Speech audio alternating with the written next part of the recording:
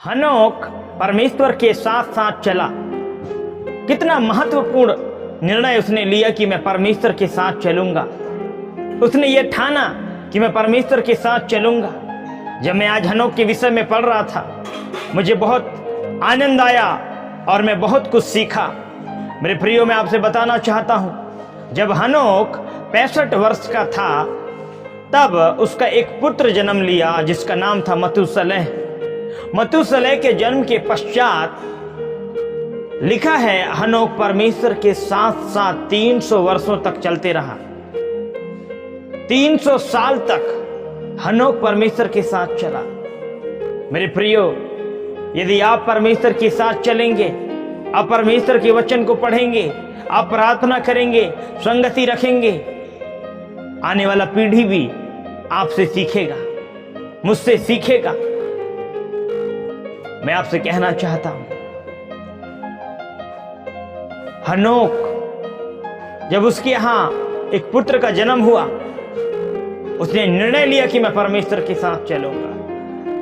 जब आप इब्रानियों की किताब को पढ़ते हैं तो वहां पर लिखा है कि उसने परमेश्वर को प्रसन्न किया।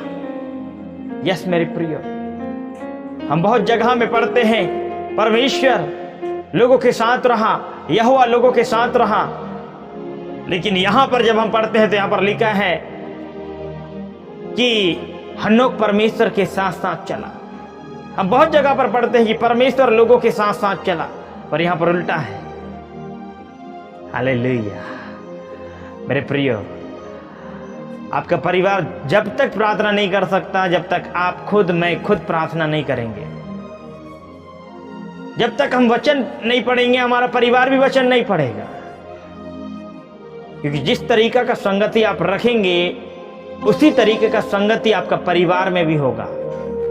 यस मेरे प्रिय, हनोक जो परमेश्वर के साथ साथ चलता था वो लोप हो गया, लिखा है। मैं आपसे कहना चाहता हूं, आप भी परमेश्वर के साथ साथ चलिए, डर भय में चलिए। आपके आने वाले पीढ़ी भी परमेश्वर के साथ साथ चलेंगे, प्रार्थना करेंगे, वचन पढ़ेंगे, संगति रखेंगे। मैं आपसे कहना चाहता हूं, सबसे पहले हमें खुद को सुधारना होगा।